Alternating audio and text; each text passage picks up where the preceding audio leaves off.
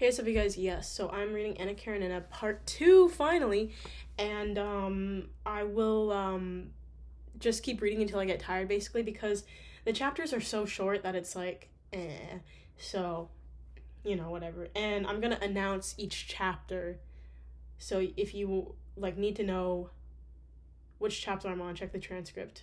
Or I might put it in the description, but also I don't think a lot of people watch this, so whatever. Alright, let's go. Part 2, Chapter 1. Toward the end of... I can't read. Okay. Toward the end of the winter, a consultation was held at the Sherbatskys, which was intended to ascertain the state of Kitty's health and to decide what should be done to restore her failing strength. She was ill, and with the approach of the spring grew worse. Their own doctor prescribed cod liver oil, then iron, then nitrate of silver, but as none of them did her any good, and as he advised her to go abroad for the spring, they sent for a celebrated specialist. The celebrated specialist, a very handsome man, and by no means old, insisted on sounding the invalid. He, with particular pleasure as it seemed, insisted that a maidenly sense of shame is only a relic of barbarism, and that nothing is more natural than for a man still in his prime to handle a young woman's naked body.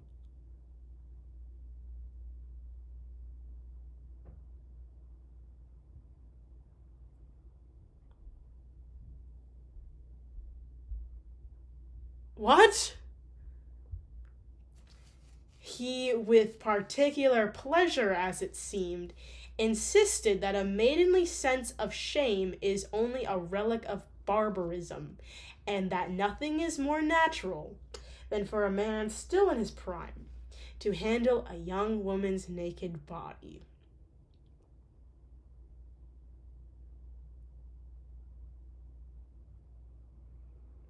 There's nothing wrong with male doctors doing physicals on young women, but why you gotta phrase it like that?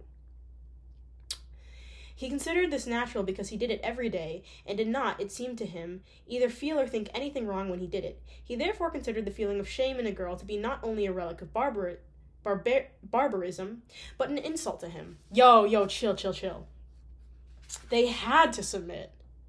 For although all the doctors studied in the same schools and from the same books and knew the same sciences, and though some said that this celebrated man was a bad doctor, at the Princess Sherbatskaya's and in her set it was for some reason assumed that he alone had quite a special knowledge, and he alone could save Kitty. After having carefully examined and sounded the agitated invalid, who was stupefied with shame, the celebrity, having carefully washed his hands, stood in the drawing room talking to the prince. The prince frowned and coughed as he listened to the doctor. As a man who had lived in the world and was neither stupid nor ill, the prince did not believe in medicine, and his heart was vexed at this farce, especially as he himself was probably the only one who thoroughly understood the cause of Kitty's illness. "What a windbag," he thought. I forgot the voice that I gave the prince, but whatever. He thought as he listened to the celebrated doctor's chatter about Kitty's symptoms. The doctor meanwhile found it hard not to show his contempt for the old fellow, and with difficulty descended to the level of his comprehension. He saw that it was a waste of time to talk to him, and that the head in this house was the mother. It was before her that he meant to spread his pearls. Just then the princess entered the room with the family doctor. The prince moved away, trying not to show how absurd he thought the whole farce. The princess was confused and did not know what to do. She felt guilty toward Kitty. "Well, doctor, decide..." I can't do her. Wait, she's like the posh voice. "Well, doctor, decide her fate," she said. "Tell me everything. Is there any hope?" She meant to ask, but her lips trembled and she could not utter that question, and only added, "Well, doctor." "In a moment, well, I need to do a nerd voice. In a moment, princess. I will just have a talk with my colleague, and then I shall have the honor of giving you my opinion." "Then we had better leave you?" "As you please." The princess left the room with a sigh. When the doctors were alone, the family doctor began timidly to express his opinion, which was that a tuberculosis process had begun, but etc. The celebrity listened, but in the midst of the speech looked at his large gold watch. "Yes," said he, "but..." The family doctor stopped respectfully in the middle of what he was saying. "We cannot, as you know, determine the beginning of a tuberculosis process. As long as there are no cavities, there is nothing definite to go by, but we may suspect it, and there are indications: a bad appetite, nervous excitability, and so on. The question is this: when a tuberculosis process is suspected, what should be done to nourish the patient?" "But I don't know. I'm giving them the same voice. I don't care. "But in these cases, there is always some hidden moral cause." The family doctor allowed himself the remark with a subtle smile. Yes, that goes without saying, replied the celebrity, and again looked at his watch. Excuse me, has the bridge over the Yazuza been repaired? Or has one still to drive around? He asked. Oh, it has been repaired. Well then, I can get there in 20 minutes. We were saying that the question is this: how to nourish the patient and strengthen the nerves. The two aims are connected, and we must act on both. How about a journey abroad? Asked the family doctor. I am opposed to journeys abroad. You see, if a tuberculosis process has begun, which we don't know, a journey abroad will not help the case. Something is necessary which will nourish the patient and do no harm. And the celebrity explained his plan of treatment with sodden water, the chief reason for prescribing this evidently being that it could do no harm. The family doctor listened attentively and respectfully to the end. But in favor of a journey abroad, I should like to mention the change of habits, and the removal from surroundings which awaken memories, besides which the mother wishes it, said he. Ah, in that case, let them go. Only those German quacks will do mischief. They must obey. However, let them go. He again glanced at his watch. I must be going, he said, moving toward the door. The celebrity informed the princess. His sense of what was fitting suggested this to him, that he would have to see the patient again. What's another examination? I'm gonna sneeze. Ah! Exclaimed the mother, horror-struck. Oh, no, I must only find out a few details, princess. If you please, doctor. And the mother, followed by the doctor, entered the room in the middle of which Kitty was standing. Her thin cheeks were flushed and her eyes were burning after the ordeal she had endured. When the doctor entered, she blushed all over, and her eyes filled with tears. Dude, was she, sexually assaulted by the doctor? Dude. Her whole illness and the treatment appeared to her stupid, and even ridiculous. Her treatment seemed to her as absurd as piecing together the bits of a smashed face. Her heart was broken. Why did they want to dose her with pills and powders? But she did not want to pain her mother, especially as her mother considered herself to blame. Sit down, please, princess, said the celebrity. He sat down opposite to her, smiling, felt her pulse, and began asking tiresome questions. She answered him, but suddenly grew angry and rose.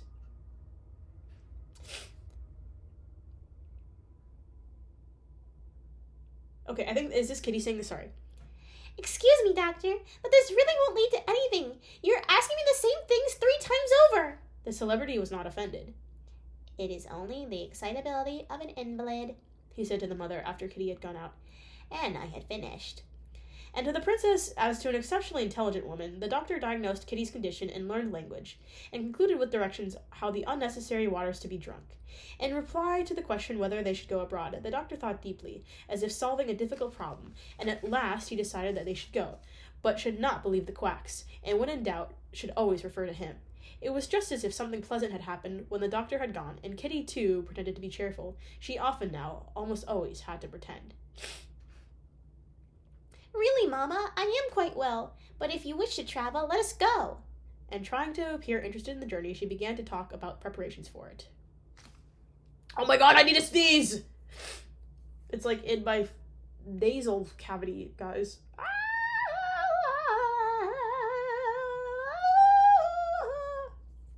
Okay. Chapter 2.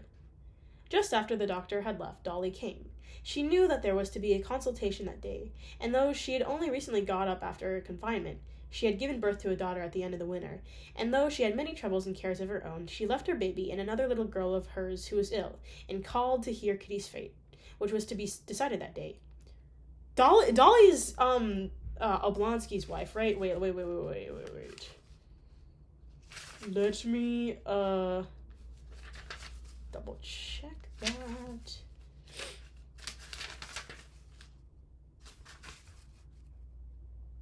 Okay, yeah. Dolly's the,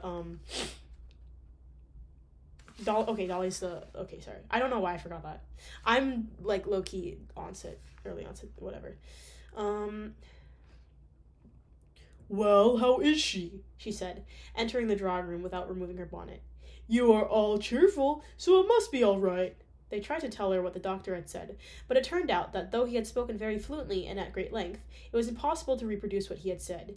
The only thing of interest was that it could be decided they should go abroad. Dolly could not suppress a sigh. Her best friend, her sister, was going away, and as it was, her life was not a bright one. Her relations with her husband after their reconciliation had become humiliating. Anna's soldering had not proved durable, and the family harmony had broken again at the same place. There was nothing definite, but Oblonsky was hardly ever at home. There was hardly ever any money, and suspicions of his infidelity continually tormented Dolly, who tried to repel them, fearing the already familiar pangs of jealousy. The first explosion of jealousy, once past, could not be repeated. Not even the discovery of an act of infidelity could again affect her as it had done the first time. Such a discovery could now only deprive her of accustomed family life, and she let herself be deceived, despising him, and especially herself, for such weakness. Added to this, the care of a large family worried her continually. Either something went wrong in the feeling of the baby, or the nurse left, or as now, one of the children fell ill. "And how are you all getting on?" asked the mother. Mama." Oh, wait. I think this is Dolly. Mama, we have plenty of trouble of our own. Lily has fallen ill, and I'm afraid it's scarlet fever. I have come out today to hear the news, because I shall not come out at all, which God forbid. It really is scarlet fever. The old prince came to his study after the doctor had gone, and after giving his cheek to Dolly and greeting her, he returned to his wife. I don't know what voice to give the dad, bro. "Well, have you made up your minds to go? And what are you going to do with me?" "I think you should stay behind, Alexander," replied his wife. "As you please." "Mama, why should not Papa come with us?" said Kitty. "It would be pleasanter for him for us, too." The old prince rose and stroked Kitty's hair. She lifted her face and, forcing a smile, looked up at him. She always felt that he understood her better than anyone else in the family, though he did not speak much to her. Being the youngest, she was his favorite, and it seemed to her that his affection gave him insight. When her gaze now met his kindly blue eyes looking steadily at her, it seemed to her that he saw right through her, and knew all the trouble that was in her. She bent toward him, blushing and expecting a kiss, but he only patted her on the head and remarked, "These stupid Is this a slur? Is this a slur word? These stupid chignons! One can't get at one's real daughter, but only caresses the hair of expired females. Well, Dolly," he said, turning to his eldest daughter, "and what is your prodigal about?" "Nothing particular, Papa," answered Dolly, understanding that he referred to her husband. "He is always out. I hardly see him." She could not resist adding, with an ironical smile, "And he has not yet gone to the country to sell the forest?" "No, he is always preparing to go." "Dear me," said the prince. "And so am I also to prepare? I'm all obedience," he said to his wife, as he sat down again. "And look here, Kate," he went on, turning to his youngest daughter, "you must wake up one fine morning and say to yourself, 'Why, I am quite well and happy, and will go out to a walk in the frost again with Papa, eh?'" Her father's words seemed very simple, but they made Kitty feel very confused and flurried as a detected criminal. "Yes, he knows and understands it all, and in these words is telling me that, though I am ashamed, I must get over my shame."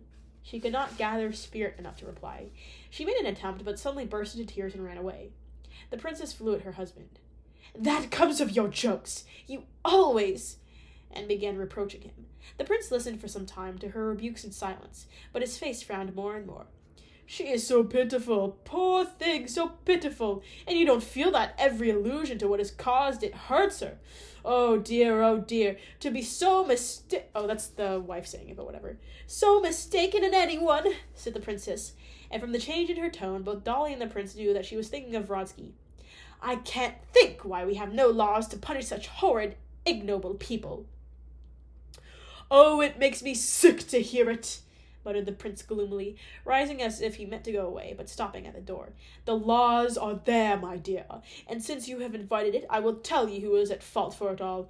You, and no one but you. There are always been, and there still are laws against such fellows. Yes, and if nothing had been done that ought to have not have been done, I, old as I am, would have challenged him. Can I say that word, y'all? Can I say that word? That FOP. Fresh off the penis. Yes! Now go and dose her and call in these quacks!" The prince appeared to have much more to say, but as soon as the princess heard his tone, she, as always happened in serious cases, gave in and became repentant. "Alexander, she whispered, moving nearer and bursting into tears. Ugh. This nose is stuffed. As soon as she began to cry, the prince quieted down and came up to her. That will do, that will do. You suffer too, I know it, and can't be helped. There's no great harm done. God is merciful. Thank you, he went on, no longer knowing what he was saying, and after responding to his wife's wet kiss, which he felt on his hand, he went out. When Kitty, in tears, had left the room, Dolly, with her motherly habit of mind, at once saw here a woman's task lay before her, and prepared to fulfill it. She took off her bonnet, and having mentally rolled up her sleeves, prepared for action. While her mother was attacking her father, she tried to restrain the former as far as filial respect permitted. When the prince flared up, she kept silent, feeling shame for her mother and tenderness toward her father because of his immediate return to kindliness. But when her father left the room, she was ready for the chief thing needed, which was to go to Kitty and comfort her. I wanted to tell you something long ago, Mama. Did you know that Levin wished to propose to Kitty when he was here last? He told Stephen. Well, what of what? I don't understand. Perhaps Kitty rejected him? Did she not tell you? No, she told me nothing about it either. She is too proud. But I know it is all because of that. Yes, and just imagine if she refused Levin, and she would not have refused him if it had not been for that other. I know.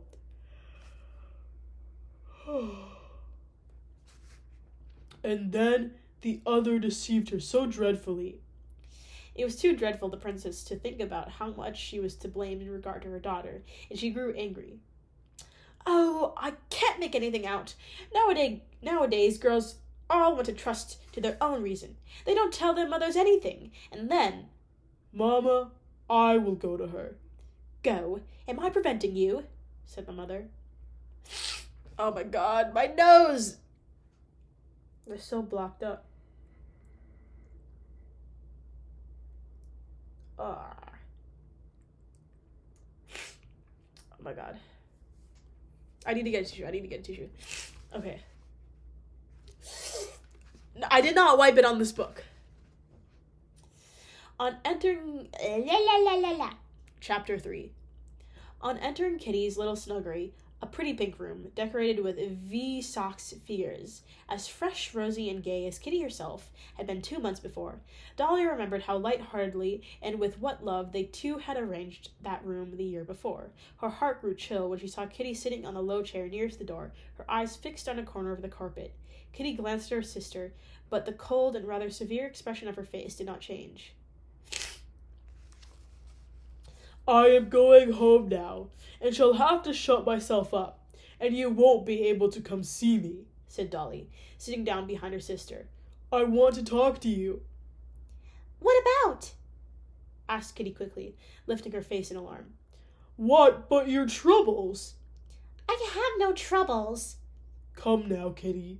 Do you think I can help knowing? I know everything, and believe me, it is so unimportant. We all have passed through the same.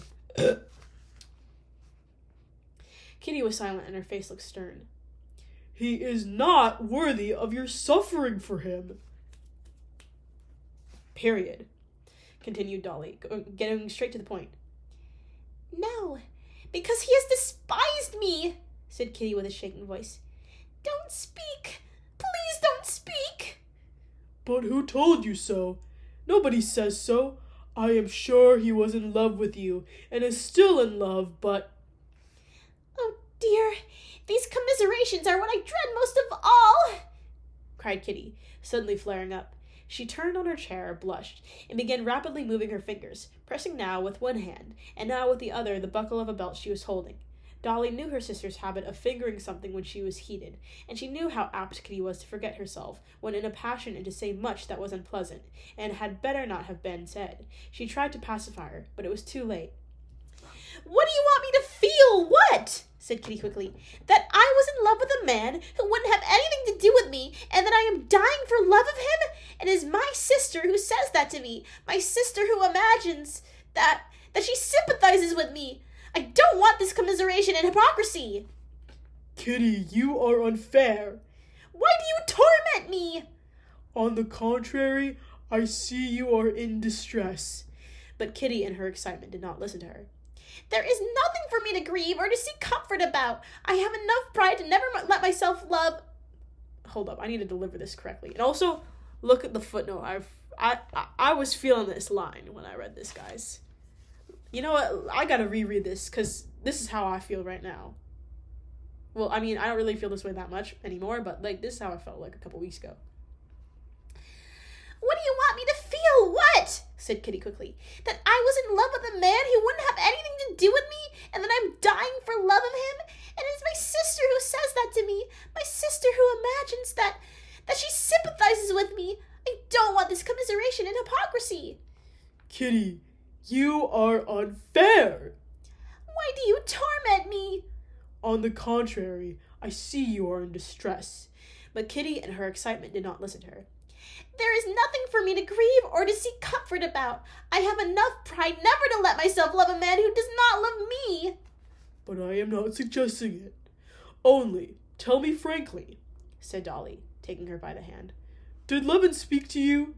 The mention of Levin seemed to deprive Kitty of the last fragments of self-control. She jumped up from the chair, threw the buckle on the floor, and rapidly gesticulating with her hands, she began.